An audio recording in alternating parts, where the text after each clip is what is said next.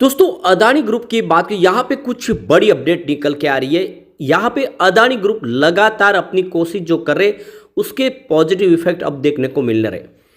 Adani group पे काफ़ी बड़ी बड़ी इन्वेस्टर का भरोसा फिर से लौट के आया है। अदानी ग्रुप जिस तरह से अब कोशिशें कर रहे हैं इसका पॉजिटिव नतीजा आने वाले समय देखने को मिलेगा। अदानी ग्रुप के शेयरों ने कोरोना के बाद लोगों को मालामाल किया था, लेकिन एक हिंडबर्ग की रिपोर्ट ने पूरा मामला पलट दिया और लोगों को भारी नुकसान भी हुआ। लेकिन उस नुकसान से अब बाहर भी निकल चुके लोग भी और अदानी ग्रुप में। तो क्या इस समय अदानी ग्रुप में इन्वेस्टमेंट किया जा सकता है या फिर एक बार सुप्रीम कोर्ट के फैसले का इंतजार किया जाए? इन सारी बातों को जानेंगे इस वीडियो के माध्यम से। लेकिन फ्रेंड, उससे पहले अगर आप पहली बार हमारे चैनल पे आए तो चैनल को सब्सक्राइब कर दीजिए, एक बेल आइकॉन दबा दीजिए ताकि जब भी नया वीडियो बने पहला नोटिफिकेशन आपको मिले। वीडियो पसंद आए तो लाइक से जरूर कीजिए। चलो फ्रेंड्स, वीडियो स्टार्ट करते हैं। मैं हूँ आपका दोस्त एस.बी. दवे और हमारे अपने चैनल ऑनलाइन कमाई में आपका बहुत बहुत स्वागत है। सबसे पहले अदानी इंटरप्राइजेस की बात कर लेते हैं। इस समय स्टॉक 2960 पर ट्रेड कर रहा है, जहाँ पे 0.67% की गिरावट है। वैसे देख सकते हो कि स्टॉक की शुरुआत तो पॉजिटिव हुई थी, लेकिन जैसे कि बाजार में भी माहौल थोड़ा सा निगेटिव, उसका असर यहाँ पे देखने को मिला और कुछ गिरावट जरूर बनी हुई है। Adani ports and special economic zone की बात करें 1082 के आसपास स्टॉक ट्रेड करता हुआ दिखाई देगा, जहाँ पे 1.04% की गिरावट है। अब यहाँ पर भी लगभग फ्लैट शुरुआत हुई थी, लेकिन उसके बाद में लगभग 1% के आसपास की गिरावट देखने को मिल रही है। अदानी पावर लिमिटेड की बात करें तो 537 पर स्टॉक है इस समय, 0.36% की यहाँ पर भी गिरावट बनी हुई है। अदानी विरमा लिमिटेड की बात करें तो 365 पर स्टॉक है और 0.42% की लगभग आधा % की यहाँ पर भी गिरावट है।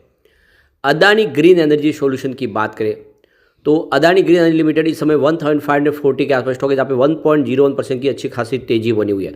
तो ये स्टॉक है जो काफ़ी अच्छा करता हुआ दिखाई दे रहा है। पिछले दिनों स्टॉक ने अच्छी दौड़ भी लगाई और अभी भी पॉजिटिव दिख रहा है, क्योंकि कुछ फैसले हैं जो इस सेक्टर को बहुत ज़्यादा फायदा पहुँचाने वाले।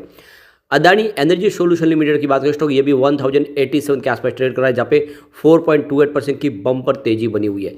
तो ये स्टॉक कमाल कर रहा है और इस समय देखें तो दिन के हाई के आसपास है।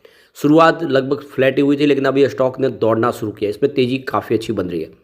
अदानी टोटल गैस की बात करें स्टॉक 1036 के आसपास, जहाँ पे 0.62% की तेजी बनी हुई है, लगभग आधा % के आसपास। लेकिन हम बात करें अगर एसीसी सीमेंट तो स्टॉक 2208 के आसपास ट्रेड कर रहा है, जहाँ पे 1.27% की गिरावट देखने को मिल रही है।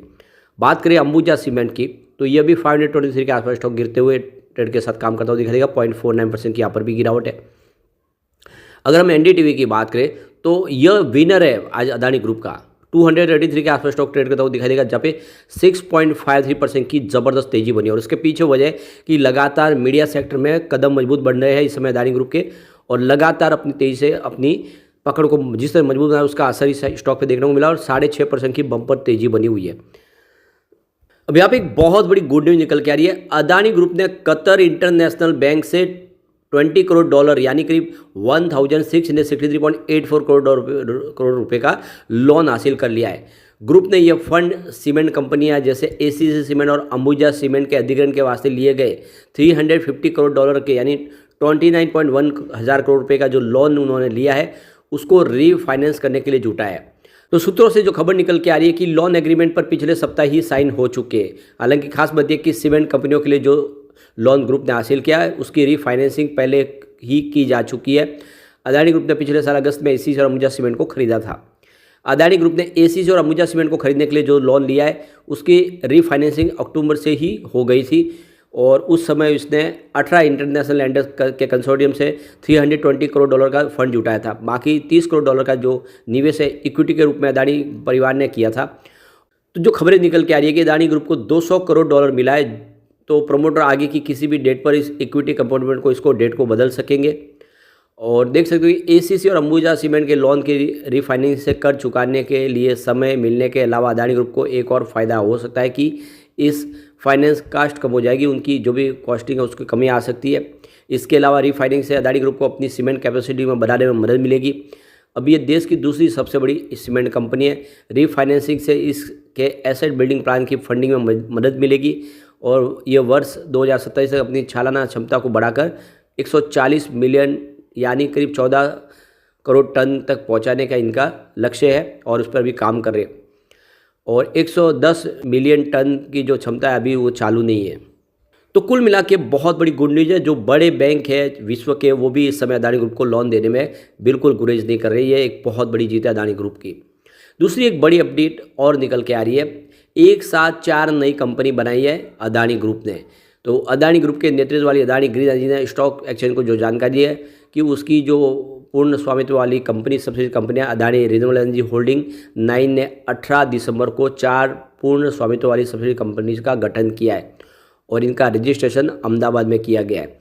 तो देख सकते हो कि गौतम अदानी लगातार अपने कारोबार का विस्तार कर रहे और इस साल की शुरुआत में जो हिंडनबर्ग की रिपोर्ट है उसका जो असर था वो लगभग खत्म हो चुका है और आप देख सकते हो कि इनका जो मार्केट कैप है उसमें काफ़ी बड़ा इजाफा हुआ और अब 4 बड़ी कंपनियां और बना दी अदानी ग्रुप ने। हो सकता है कि ये कंपनियां भी आने वाले समय बाजार में लिस्ट हो। जो खबरें निकल के आ रही है कि अदानी ग्रीन एनर्जी से 4 स्टेप डाउन जो नीचे है कंपनियां और बनाई है, जिसमें अदानी रिन्यूएबल एनर्जी 6 सिटी, इसके अलावा अदानी रिन्यूएबल एनर्जी 6 सिटी 2 और अदानी रिन्यूएबल एनर्जी 6 सिटी 3 और अदानी रिन्यूएबल एनर्जी 6 सिटी 4। इस तरह से ये कंपनियां बनाई है ग्रीन एनर्जी सेक्टर को सपोर्ट देने के लिए। तो इस मर्जर के प्लान पर बड़ा फैसला लेने से पहले 2 सब्सिडीज कंपनियां जिसमें अदानी रिन्यूएबल एनर्जी 51 लिमिटेड और अदानी रिन्यूएबल एनर्जी 55 लिमिटेड के विलय की घोषणा की गई थी। इस बीच कंपनी ने नई कंपनियों का गठन कर दिया है। अदानी ग्रीन के मुताबिक नई कंपनियां बनाने का उद्देश्य विंड, सोलर और एनर्जी के अन्य रिन्यूएबल एनर्जी सोर्सेज से किसी प्रकार की पावर का उत्पादन, विकास, परिवर्तन, संचार और बिक्री आपूर्ति करना। यानी ग्रीन एनर्जी सेक्टर में जिस तरह से संभावना उसको पूरा फायदा उठाने के लिए इस तरह से नई कंपनियों का गठन किया गया अदानी ग्रुप की तरफ से। अब एक बड़ी अपडेट मुंबई से निकल के आ रही है। धारावी को लेकर बहुत सारा विरोध हो रहा है उद्धव ठाकरे ग्रुप की तरफ से, लगातार विरोध किया जा रहा है। कांग्रेस भी इसका विरोध कर रही है, लेकिन अदानी ग्रुप इस प्रोजेक्ट को लेकर तेजी से आगे बढ़ रहे हैं और इसी को लेकर बड़ी अपडेट निकल के आ रही है। मुंबई बेस्ड एक जो डिजिटल मैपिंग फर्म है उसको यहाँ पे इन्होंने कॉन्ट्रैक्ट दे दिया। 22 करोड़ का जो कॉन्ट्रैक्ट है, यह देख सकते हो कि जो कॉन्ट्रैक्ट है जो डिजिटल ट्विन मैपिंग टेक्नोलॉजी बनाने के लिए इस प्रोजेक्ट को दिया गया है। ये टेंडर इनको दे दिया गया है और ऑर्डर की वैल्यू 22 करोड़ के आसपास है। और आप देख सकते हो जो फर्म है ये पूरा का पूरा इसका मैपिंग करके देगी, जगह को किस तरह से इस्तेमाल करना है, किस तरह से इसको खड़ा करना है, फिर से बनाना है, उसकी सारी की सारी मैपिंग होगी। हर एक जगह का एक माप तोल लिया जाएगा और आने वाले समय के लिए किस तरह से इस बड़े प्रोजेक्ट को तैयार किया जाए, इसी का जो पूरा का पूरा खाका तैयार करने के लिए ये जिनिस इंटरनेशनल कंपनी की तरफ से इनको ये जो ऑर्डर मिल चुका है। तो जो आप देखें चेयरमैन और एमडी है साजिद मलिक, उनका कहना है कि अदानी धारावी रिडेवलपमेंट का प्रोजेक्ट के लिए जो हमें चुना ये हमारे लिए बड़ी खुशी की बात है। हम इस प्रोजेक्ट को डेफिनेटली अच्छे से करके पूरा देंगे। यहाँ पे जो बड़ा बयान निकल रहा है अदानी ग्रुप की तरफ से कि धारावी का जो प्रोजेक्ट उन्हें मिला है वो महाआघाड़ी जो सरकार थी जिसमें एनसीपी, शिवसेना और कांग्रेस तीनों शामिल थी, उन्होंने ये प्रोजेक्ट हमें दिया था। मौजूदा सरकार ने नहीं दिया, इसको फाइनल किया इस समय, लेकिन प्रोजेक्ट उनके समय हमने हासिल कर लिया था। और इसलिए जो बार बार इल्ज़ाम लगा रहे हैं कि हमारे लिए कुछ फेवर किया गया है, ये सारी बातें कल्पनाओं के ऊपर आधारित है और गलत तरीके से पेश की जा रही है। एक बड़ी अपडेट और निकल कर रही है। Adani group Ambuja cement limited में 2026 तक करीब 1000 मेगावाट की रिन्यूएबल एनर्जी परियोजनाओं को लिए करीब 6000 करोड़ का निवेश करेगी और आने वाले समय में राजस्थान और गुजरात में देख सकते हो कि विंड एनर्जी और सोलर एनर्जी के प्रोजेक्ट लगाए जाएंगे। कंपनी की तरफ से कहा गया कि गुजरात में 600 मेगावाट की सौर ऊर्जा का एक प्लान होगा और 155 मेगावाट का एक विंड एनर्जी का प्रोजेक्ट होगा। राजस्थान में 250 मेगावाट का सोलर एनर्जी का प्रोजेक्ट है और 84 मेगावाट का एक सौर प्रोजेक्ट और है। दूसरी अलावा कुछ देख सकते विंड एनर्जी के प्रोजेक्ट 2026 तक इनको हासिल किया जाएगा। तो यहाँ पे सीमेंट के बिजनेस को किस तरह से ग्रीन एनर्जी में कन्वर्ट करना, उसके लिए सरकार की तरफ से जिस एकदम कोशिश की जा रही है उसका पूरा का पूरा फायदा यहाँ पे अदानी ग्रुप की तरफ से भी उठा सरकार इसको योजनाओं को ला रही है और ऐसे में अदानी ग्रुप आने वाले समय कमाल कर सकता है। ऐसे में अगर आप लॉन्ग टर्म इन्वेस्टर है तो थोड़ा थोड़ा निवेश शुरू कर सकते हैं। शॉर्ट टर्म इन्वेस्टर अभी वेट करें। अभी फिलहाल अदानी ग्रुप के ऊपर खतरा पूरा टला नहीं क्योंकि सुप्रीम कोर्ट ने फैसला नहीं दिया है, लेकिन फिर भी लग रहा है कि इसमें अदानी ग्रुप को ज़्यादा प्रॉब्लम नहीं होगी। अदानी ग्रुप काफ़ी रिकवर भी हो चुका है। आने वाले समय जिस तरह से बाजार में तेजी बनी अदानी ग्रुप के शेयर फिर से कमाल कर सकते हैं। लेकिन फ्रेंड, कोई भी इन्वेस्टमेंट करने से पहले अपने फाइनेंशियल एडवाइजर्स बड़े ले ले या अपना खुद का रिसर्च करें, क्योंकि मैंने वीडियो आपके एजुकेशनल पर्पज़ के लिए ही बनाया। वीडियो पसंद आए तो लाइक शेयर जो कीजिए और चैनल को सब्सक्राइब कर दीजिए। Thank you friend.